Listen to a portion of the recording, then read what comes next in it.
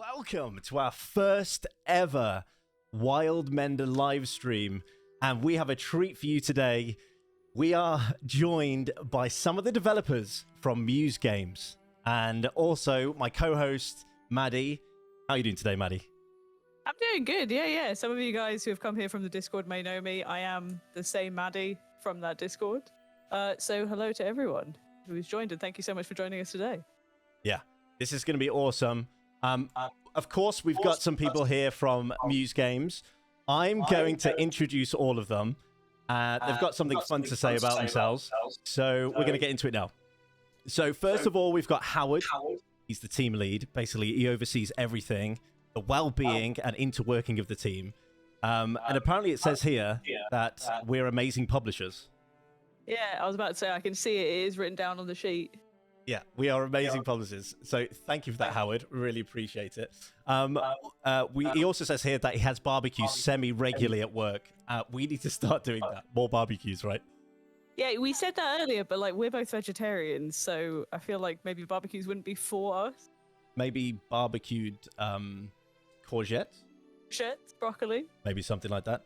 Next, we've got Cameron. Now, he is on the design team, focused on building temples and temple experiences. But he does a bit of writing as well, and that's something that we're going to get into today, the story of Wildmender. He's a huge fan of tabletop RPGs, and he uses them to try wacky designs and storytelling beats on all of his friends. So that sounds cool. Next, we've got Matt, also known as Queso. Did I say that right? Yeah, quesos and cheese, Perfect. Spanish cheese. Yeah, awesome. Thanks, Matt. He's currently working on as a quest lead, bringing the world and narrative of Wildmender into view. That sounds fun. And we're going to get into that, all of that. And next we have Ava, who's the art director on Wildmender. We're going to show you some really cool assets later today. And I'm super stoked to show you all. She's been working on the project since 2018, the early prototypes. So right way back years ago. And that's going to be fun to get into. Now, Howard, how are you doing today? Great. Good. Now, I'm going to ask you something. Now, could you please, for new players and new people joining the stream, tell us a little bit about Wildmender and sort of in a couple sentences, everything that is Wildmender? Of course. It's a survival experience, open world survival, where you try to, your objective is to restore the land instead of exploiting it. So as you grow your oasis, you're in effect also building or expanding your quote unquote base. There are a lot of crafting options. There are a lot of plants, a lot of flora, a lot of varieties. And by growing your oasis, you're also like basically restoring the land, and that gives you additional resources to grow your base even further. So it's that cycle that makes it differentiated from other survival experiences. We're also procedurally generating the entire world, not only just the terrain, not just the different props in the environment, but also the plant life, the geology, and just basically life. So in a way, it's kind of a life simulation as well. I don't know if Matt, you want to add to what I said? No, that all sounds amazing, and I'm sure I'm joined by many new players today, which will be super stoked to hear about all of that. And I think at this point, we need to talk about the community and how you can get involved if you're not already, and how you can become really part of what we're doing here with Wildmender on the lead up to it being released sometime next year. So, Maddie, could you let us know a little bit about the socials that they can get a part of? Yeah, definitely. Also, thank you. I've just gotten a compliment through the Discord on my hair. I did re-dye it yesterday specifically for this live stream. So I suppose the best way to get involved is to join the Discord. We've got an amazing community in there, people building gardens, showcasing their gardens with their screenshots. I've just seen Kiba in the chat pointing out that one of the screenshots was theirs. It's really cool. It's so much fun watching what people can do. There is also a set of Wildmender socials. So on Twitter, we're at Wildmender Game. But on Instagram, we're at Wildmender Official, so slightly different ones. And then another really great way of following us is going to Steam. First of all, wishlisting the game, and then joining the community there. We have any of the major updates get put out as Steam updates. And we do have a very exciting update coming at the end of the live stream, but I will not spoil that right now. Oh, yes. Yes, we do. Now, we're going to move straight forward into our garden section. Now, many of the community who are part of our Discord have put together some incredible gardens. A couple of days ago, some of the guys at Muse Games sat down with me and went through a few of those gardens, and we're going to show you them today. So everyone sit back, enjoy, and we'll see you in a second. Hello, everyone, and welcome to our garden video. A couple of gardens, and I'm here with some of the developers to go through the gardens and just really explore what you've created. I'm here with Cameron, Howard, Matt, and also Maddie from Kwalee. So guys, what do we think so far? They've got this incredible walkway through some trees. Looks pretty cool. I mean, it's more than just some trees. I feel like, Yeah. Massive number of sunbursts, which is pretty incredible to see. No, I love it.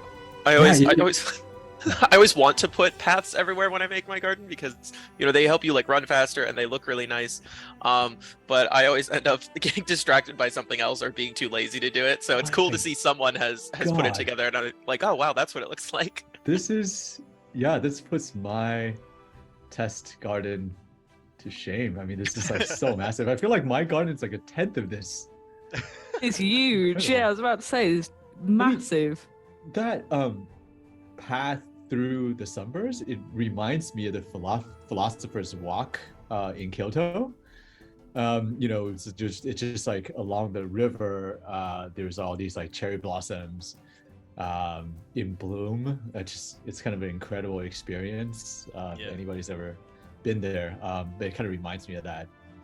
I have a question really, about really awesome.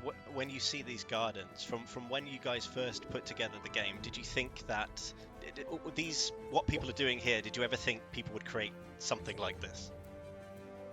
It's definitely a hope. Yeah. But seeing this, live and in person, it is definitely kind of incredible. I mean, I feel like for the demo, I don't know what I was expecting, what we were expecting, but some of these gardens definitely exceeded our expectations. Yeah. Not just in visitors. Yeah. It was an early discussion when we were planning the demo. How long we should put it? Should we put a cap on it? And we went, no, we shouldn't put a cap on it. We should let people, build out their garden, experiment with that. I don't think any of us expected people to be gardening for hundreds of hours. No, no way. It's been. God. Oh my goodness. Sorry, like I'm having trouble like commenting because I just keep getting cool. like taken away. Like it's the sort of thing where I thought like maybe I would see a garden like kind of like this, but it would be like us bothering our community manager, like, hey, we need some promotional posts, like go spend like, a couple hours making a garden.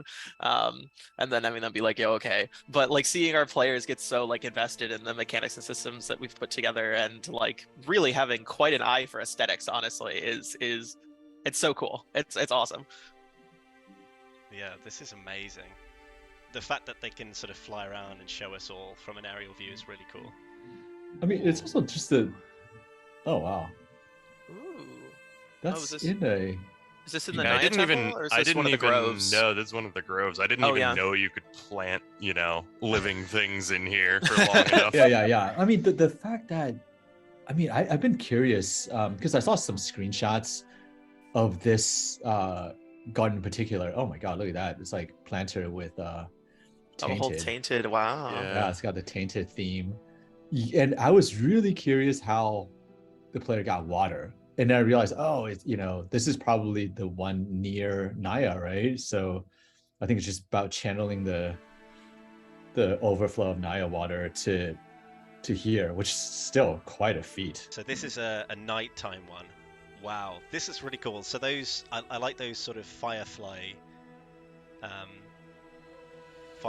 the air. Yeah, It almost feels like a South Florida like sort of bayou kind of thing. Yeah. Yeah, I definitely get that vibe. And it looks like there are multiple of these hive sigils.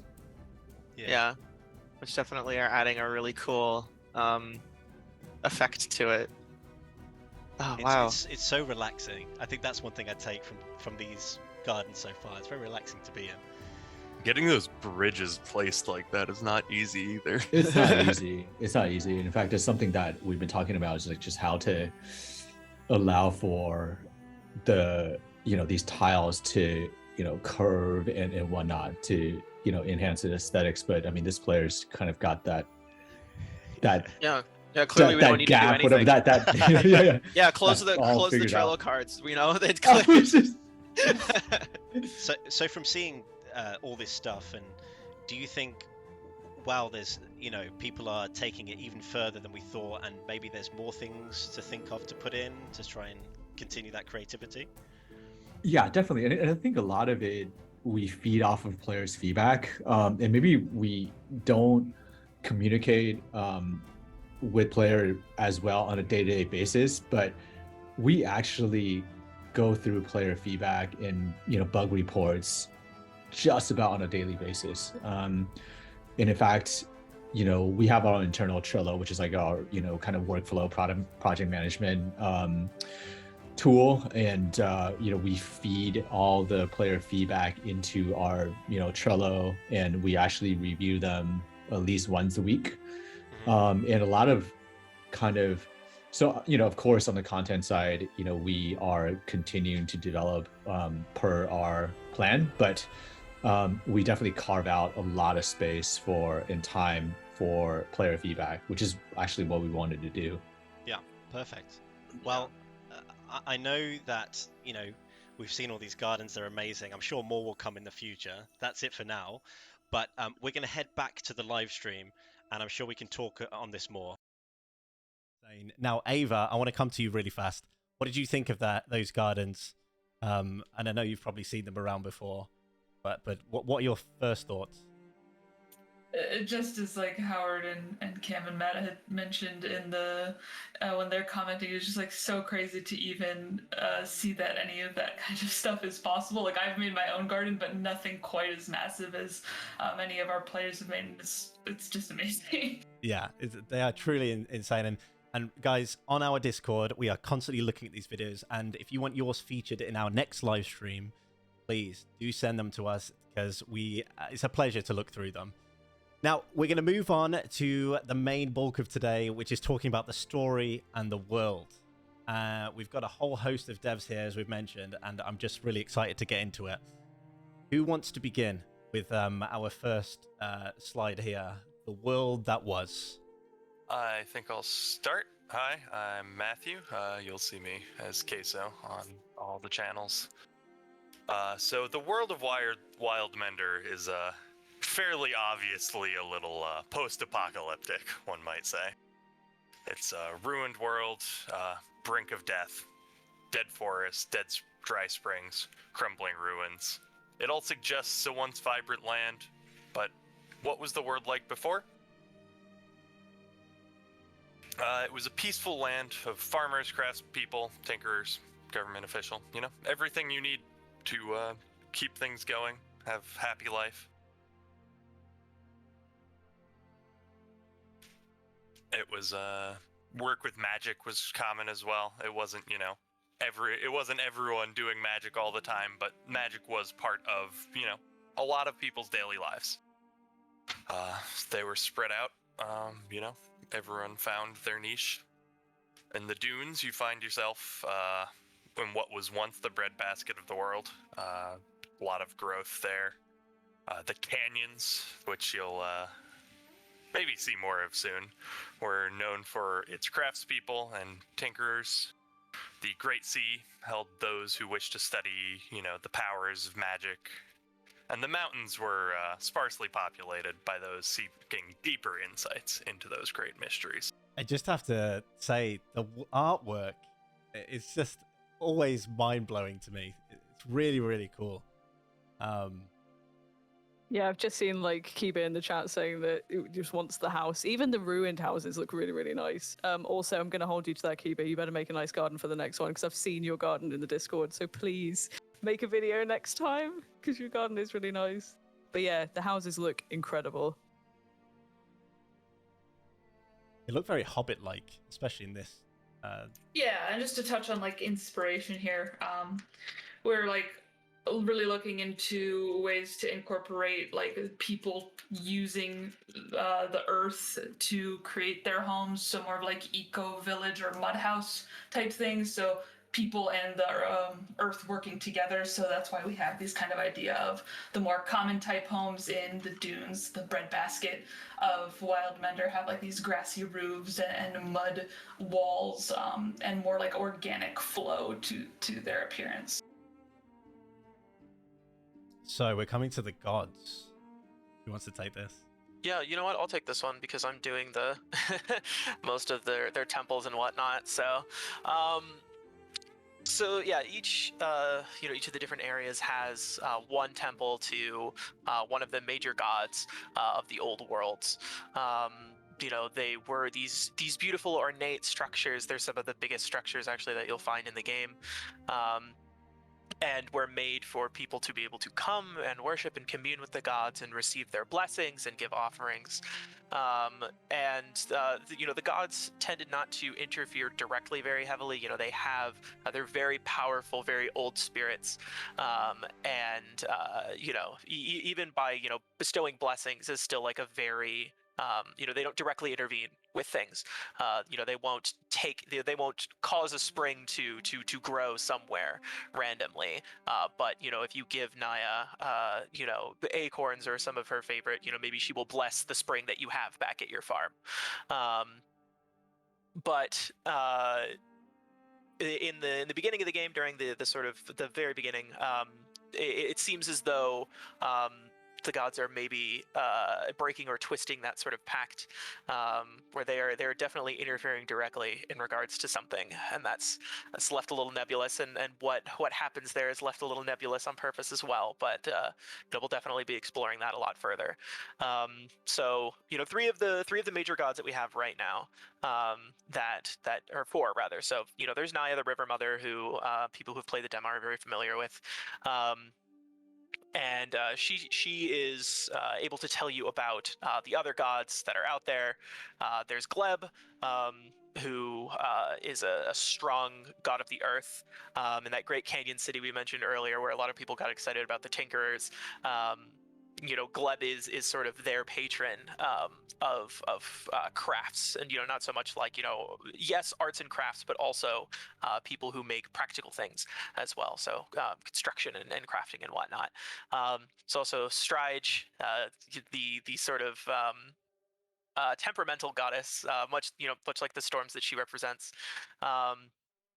She used to live out on the Great Sea, and sailors and other seafaring workers would respect and revere her for safe passage across the ocean, which was a very dangerous place. And then there's Oros, who is a very, I mentioned the gods are ancient spirits. Oros is an ancient spirit amongst the ancient spirits. It's been around for so long that the time itself, his own domain, has sort of not lost meaning, but become a little bit more nebulous, and so lived a very secluded sort of life. Time impacts everyone on the daily, but a blessing of time is a little bit harder to define directly. So was really more prayed to and revered by those searching for answers to age-old ancient questions. Wow, these statues are cool. Really, really cool. Was there any thought behind the design of these in relation to what they are meant to reflect, maybe? So my personal favorite for sure is that bee, which represents Gleb, because bees are super cool. There's a bunch of, designing out this area, there were a bunch of kind of like emergent design pieces that we had for bees where we were like, oh, hey, real bees do this. Like, that's awesome. Like, real bees are both master craftsmen and, like fighters and defenders of their hive. So, they fix and they fight. Bees also, are completely consensual in their husbandry. If bees don't like the hive that's constructed for them, they leave. Like, they'll just go, and they prefer human-made structures, and they prefer to live symbiotically with humans if they're well taken care of. So that tuned into a lot of the messages and pieces that we really wanted to play forward with this game, and just to tap lightly on the other ones before I turn off to whoever else. But Naya as a a tiger, and a sort of like river sort of goddess, this kind of powerful protector, but also has everyone likes cats to some degree, and if you've ever seen big cats interact with people that they're close to, they really are literally big house cats, but can be really dangerous if not used correctly or not cared for and respected. And then Arx is that eagle there, the storm, or Strige, is the storm goddess. So the sort of eagle with multiple wings, very indicative of that wind. Eagles are also fisher birds, so being over the water as well is another kind of tie-in. And then Oros to Ouroboros is not a long connection to really make, not a far jump in interpretation. So, and again, that sort of serpent of time, constantly cyclical and repeating on itself. You can even see the circle sort of motif in that, the design of that statue. Awesome. And next, we're moving on to the art style and inspiration. I assume Ava, you can help us out with this one. Yeah, when we were first trying to figure out a direction for where artistically where we wanted to go for Wildmender, we were kind of looking at other survival games, and there wasn't a whole lot of survival games that were like soft in nature, especially for the messages that we're trying to evoke with Wildmender. As you're trying to rebuild, you're giving back to the environment instead of taking from it. So we really wanted to like hit home with the more colorful, vibrant palettes as the world gets renewed, and having a more just inviting art style with the softer hand painted textures and more stylized shapes, to hopefully open up the game and be more welcoming for all sorts of players, from like peaceful to hardcore, because it's still a survival game at its base. Yeah, I remember the first time I played and I got hit with one of the balls flying through the air, and it was doing damage to me. Tumbleweed? The tumbleweed was smacking me. Pesky tumbleweeds. The pesky tumbleweed. But no, that was really cool. So I love to hear that it's sort of building a world for everyone, and that's really awesome. Here we move on to the end of the world. Yes, so the world, as we've said, has clearly seen better days. A mysterious group that Naya has been calling the Wraiths seems to be using powerful magic, and they've awoken along with you. It seems they were quiet before your creation, and yet here they are again. Naya has a plan for you to both regrow a lot of the world that was and deal with the Wraiths, but you'll need some more help from the other gods, and getting that help might not be easy. So, with time, you might just uncover how the world ended. So, at this point, looking to the future. Yeah, so you that have played the demo might get some hints about what these questions all mean. So what the Wraiths are, you might need some time to think about. How did the world end? We'll certainly show you more. What it's going to take to fix it, you've seen the most of, but still much more work for you to do, not just in the dunes, but in the canyons and what was once an ocean, the high mountains. And how to fix those zones will, of course, involve working with or figuring out how to appease the other gods. Not all of them are going to be happy with the state of things. Definitely Yeah, and not. for all of you, you lore hounds out there who are really, chomping at the bit for these questions, make sure that you speak to and listen carefully to all of the old inhabitants of the world, anyone who lived through that downfall. Has different pieces of advice to impart to you to make sure that it doesn't happen again. So make sure you speak to everyone that you can, and take careful note of the language and the words that they use to describe things. I love that comment at the bottom here. You're going to have to wait to find out. I do want to make maybe a comment or a tease on what's it going to take to fix it. I have been testing Matt's latest and greatest. I would consider it a masterpiece. It is very awesome, and I would just leave it at that. Wow. Okay. That's a large tease. Yeah, that is. Yeah, now I want to know because people think that the publishers always know about this stuff, but we don't. I still don't know. I get to play Wildmender. I still get to play it more often, but I mean, I've spent 300 to 400 hours testing this game, but even then, as jaded as I was in testing, I definitely had some of these wow moments. Yeah, pretty cool. I'll give you a little bit of a hint. Spirit darters are perhaps more important than they seem. that's good though because they're adorable. They remind me of come off mute. We'll check. Yeah. They remind me a lot of in the movie Dune, the little kangaroo rats. I don't know. Were they based off of kangaroo rats? Was that the design behind them? Their inspiration was like flying squirrels and Siamese cats and something to that effect.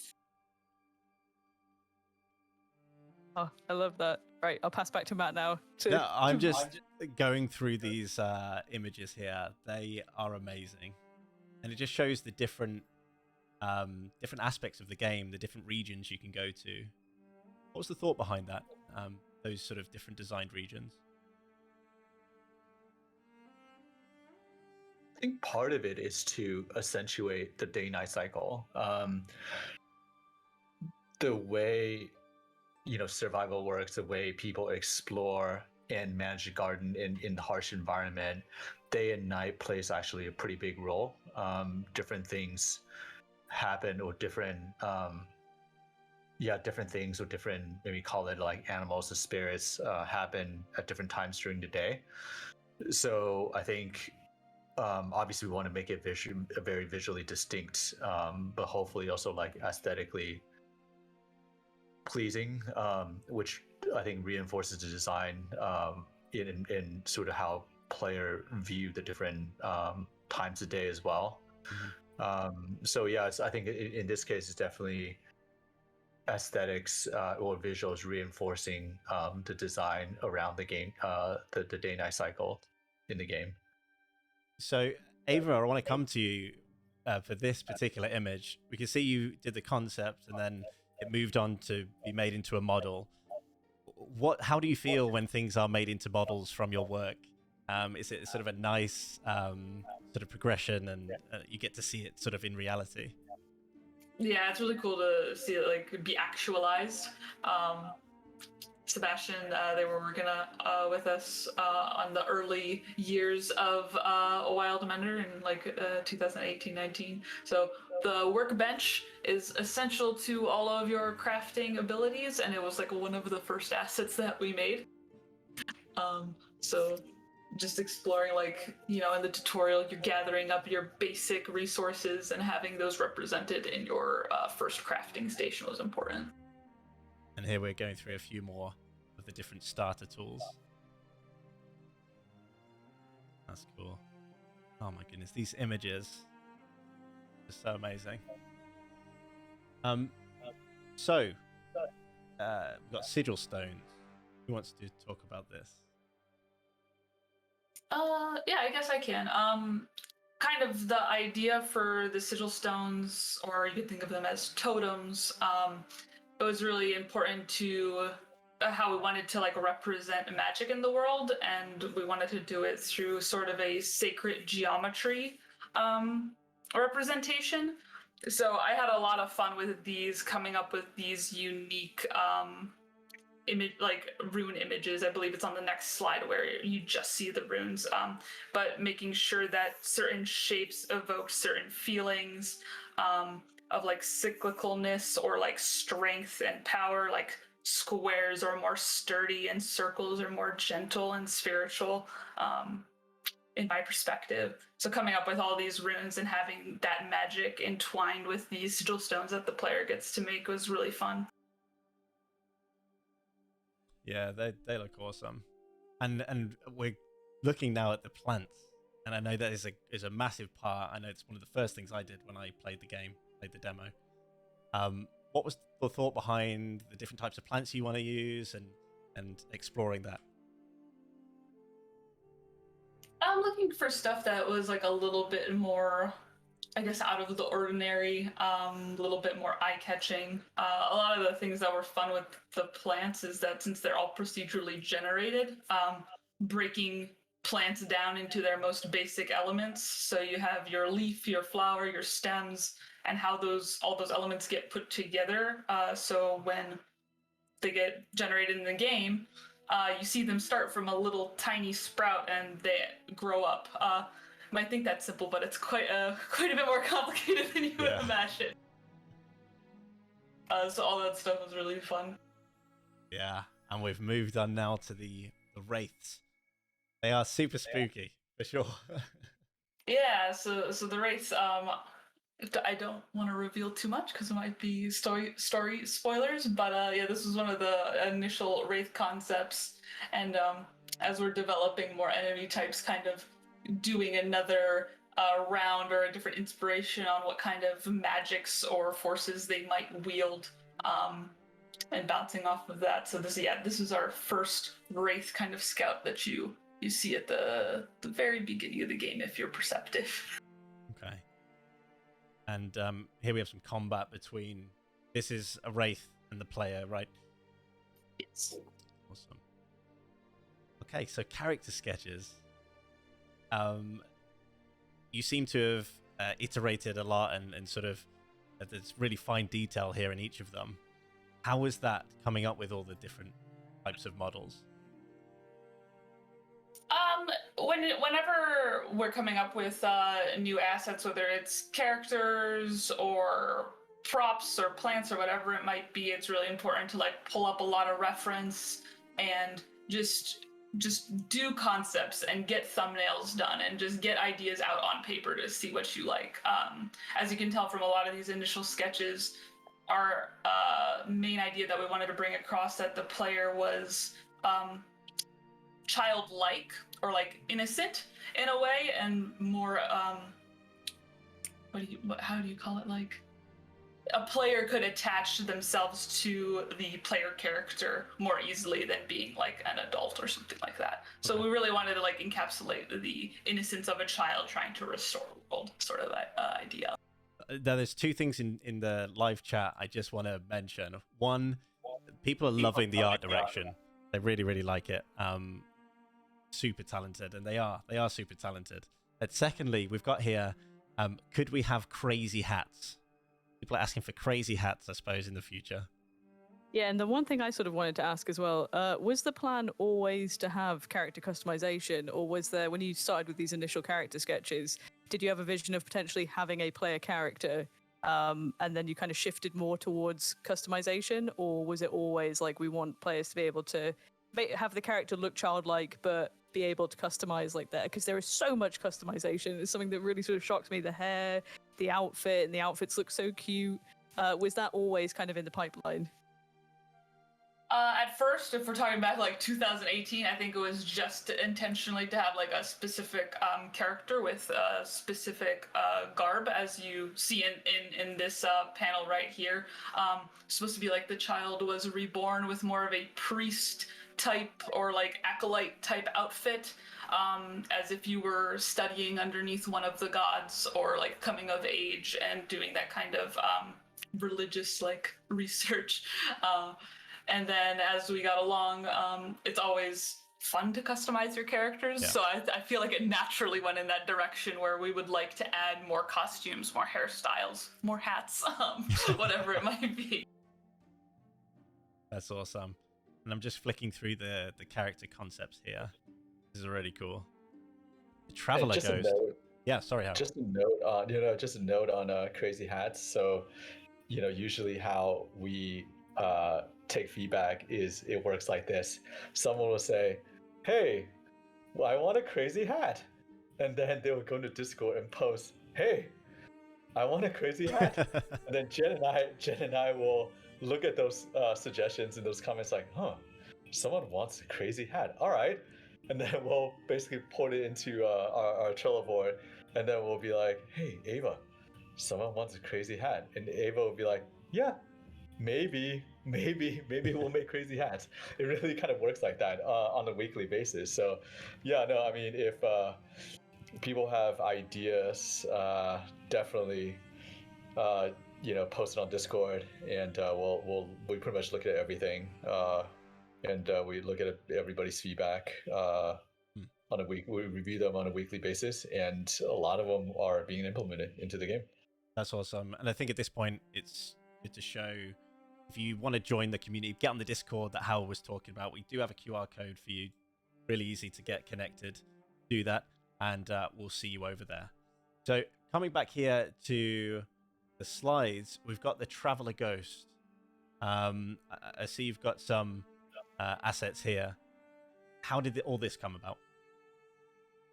Yeah, so ghosts are kind of the remnants of like spirits that are just kind of stuck on Earth of Wildmender, and they come out at night when the spiritual energy re-arises. You see this in the forest when the spiritual leaves come in, and ghosts are only available during the night because that's when the spirits are the strongest. So just kind of these are souls that used to be around, and they can't quite leave because they still need to and want to impart information onto the player to help bring the world back to its original state in some fashion.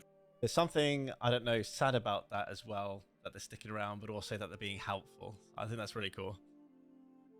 They still have a sense of duty. Yes. Yeah. Yeah, either that or they like never get to clock off work, which is equally awful. Like if I were to kick it, I don't think I really want to stick around having to like do more for people. That's an awful thing to say as a community manager. I am nice in the Discord.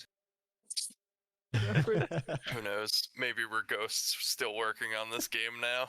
Yeah. Oh, that's amazing. Thank you guys for that, and for going a bit more in detail with all of the different story and art you've got. I'm sure we'll explore more in the future, but just really thank you again for joining. At this point, again, I think, Maddie, let's shout out the socials for people in Steam. Yeah, awesome. So we've already sort of shouted out the Discord, and I have had the joy of being able to be inside that Trello board. It is so organized, and I can tell you every single one of your suggestions makes it to the Trello board. So we've got 3 sort of separate sections in the Discord. One's called the Oasis, which is just all the fun stuff. We even have our own community playlist on Spotify. Then what you really want is the Workbench, where you can put in suggestions, and we also have a weekly dev Q&A where you can ask questions, and if they get upvoted, then we post answers to them straight from the devs. The devs are also all in the Discord, so you don't just have to deal with me. Don't worry. And then separate from that, we have all of our own socials. So we're on Twitter, Instagram, and Facebook. On Twitter, we are at Wildmender Game, and then on Instagram, we are at Wildmender Official. And finally, one of the best ways you can sort of keep up to date on the game is by wishlisting the game on Steam. And then be part of the community. All of the major community announcements go out through Steam, so any of the big updates on the game will be sort of listed as a community announcement, but also we're very active in the forums as well if you have any questions about the demo or about the future of the game. So yeah, get involved. Yeah, I think that's really super important to get involved with, see the journey and the progression of the game. I think it's going to be, it's going to be awesome. So, last but not least, we are having a look at some of our fan art. we've got a couple to show you today. Let me just flick this up. So, Maddie, if you want to take the lead on this and have a look at what we've got. Yeah, so the first up, and this is one that I think a lot of the devs will recognize, is from someone in the Discord called Nestella. It's now switched over. So this is by Such Kawaii. You can follow them on Instagram. We'll roll them around. Roll them around. So the first one that you just saw was a paint over of the game itself. It's actually from a graphic designer, so you can follow him at Tom's Garden online on his website. But it's beautiful, beautiful paint over. The one of the spirit data is by a member called Such Kawaii, who you can follow on Instagram as well. Really, really talented artist. And then those last two that you saw are by Varengi and Bard. They are models that they've made in Unity, based off of the game, essentially.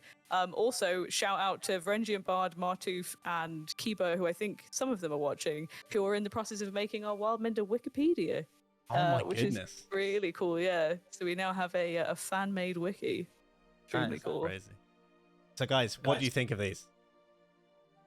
Yeah, they're awesome to see. Fan art is always so much appreciated.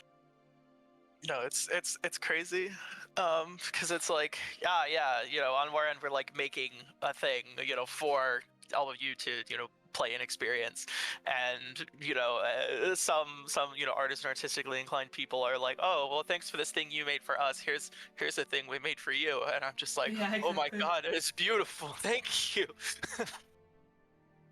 No, that is amazing, and I really hope you guys who are listening do see that we really appreciate all the effort and work you put in, and joy really we can see through all the gardens and the fan art and all of this, and we just want to give back a little bit to the community and sort of bring you in to what's happening with Wildmender and find out a little bit more and discover more things. So we are coming to a close. We've got a couple more things to tell you, some really exciting things to tell you. Maddie, would you like to do the honors in giving them that little bit of a teaser? I feel like, given that I don't actually do any work on the game, maybe Howard, if you would like to take over and do the big announcement. We're talking about the same thing that we're talking about the same thing, right? We're talking about alpha testing. Yeah. Yes. Yeah. Awesome. Yeah. So we are, planning, next phase of testing. We have basically a new zone with its progression and its ecology and new plants and a lot of new stuff. At the same time, we have taken a lot of feedback from just the whole demo experience, whether it's tutorialization, UI, and so on and so forth. We have definitely hopefully improved a lot of the game based on a lot of players' feedback. So we want to get people into alpha to not only test new content, but to also test onboarding and a lot of the changes that we made. So yeah, that's coming up. And I think the process I will defer to Maddie to talk about. But yeah, generally I think that's something that we have been planning for and obviously really excited about. It's going to be, I was really excited, and it took me like a lot to not mention it in the Discord, but we will be releasing more announcements soon. But essentially what we want is a really nice split between new and experienced players.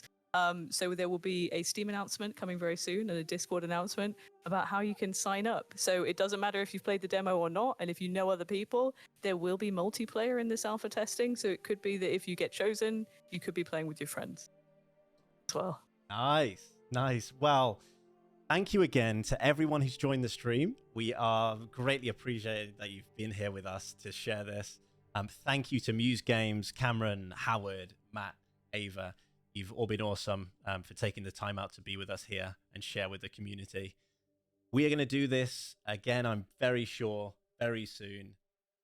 So be on all the socials, connect with us, chat with us. Let us know how you've enjoyed the stream, and if there's certain things you want to see, let us know. Apart from that, guys, do you want to say anything else before we leave? Thank you to everyone watching as well for being interested in this this thing that we're making.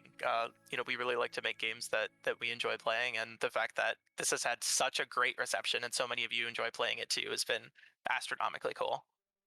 Wonderful. You guys being hype makes us hype. Yeah. Oh, Yeah. seriously. Well, I am glad I made it through this stream without saying too much or revealing too much. So it's one of some things I do. I will say stuff and then Matt will be like, "What?" So I have to keep him from I promising prefer- anything. yeah, exactly. It's like that. Definitely careful and didn't say too much. Even with the tease, I was like, "Oh yeah." Wonderful. Gonna Well, try to be vague. I trust you, Howard. It's okay. That might be a mistake, but okay. Well, we've had an awesome time, and putting this set together was really fun too. Throwing some leaves up, getting in the Wildmender spirit was really fun today. So thank you again. That's it from us. And yeah, goodbye. Bye everyone. Bye, guys. Thank you so much. Thanks so much. Bye. Thank you. Bye. Bye.